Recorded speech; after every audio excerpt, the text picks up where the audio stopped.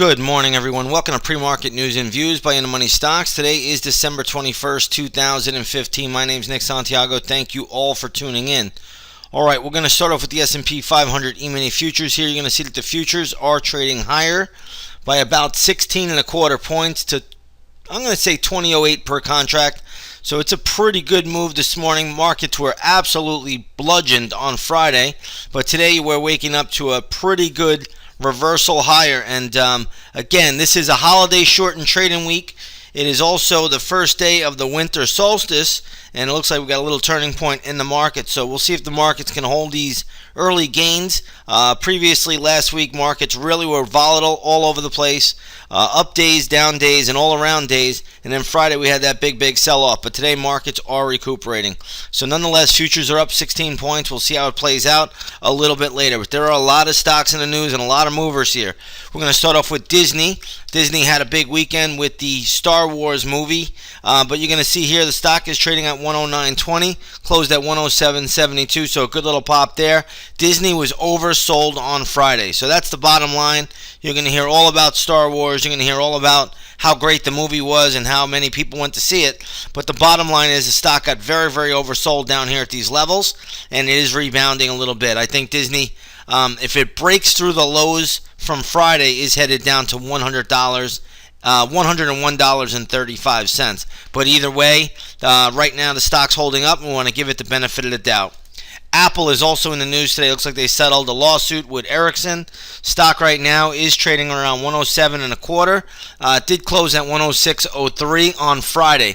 Another stock that was hammered, but again, into a major support level down around that 107, 106 level. It is rebounding up a little bit today.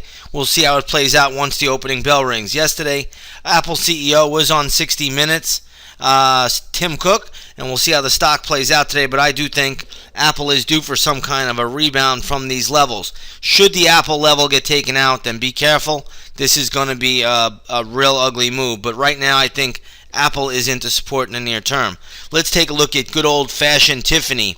Tiffany is trading down a little bit to $71.66. Closed at $71.84. I got to think Tiffany down here at these levels starts to look a little bit attractive. So, again, not a big decline. There is some news. You can check it out for yourself. But anywhere around $71.50 to $71.25, I do think the stock does hit some short-term support. So we'll see how that holds up. But nonetheless, a little bit weaker before the open. Microsoft, MSFT, getting an upgrade this morning. Stock is trading at $54.75. Closed at $54.13. So it's not up all that much. Microsoft's still holding up pretty well in a strong pattern on the daily chart. So again, we'll watch this one once the opening bell rings. We'll see how it plays out. And again, if you want to trade right alongside of us, come over, take a 7-day free trial to the Research Center. You'll see everything that we are doing in there. So again, we've had a great 2015. We had an awesome trading week last week. We're going to look to keep that going right into the Christmas holidays. So again, if you want to come over, trade the intraday stock action with us, take that 7-day subscription, free trial subscription to the intraday stock chat. You could also try out our Research Center, which has all of our swing trade setups in there. All right, let's take a look next at Fitbit. This is trading higher this morning. Looks like analyst upgrade on this one, saying sales are booming during the Christmas holidays. Right now, stock is trading at $28.75, closed at $27.75.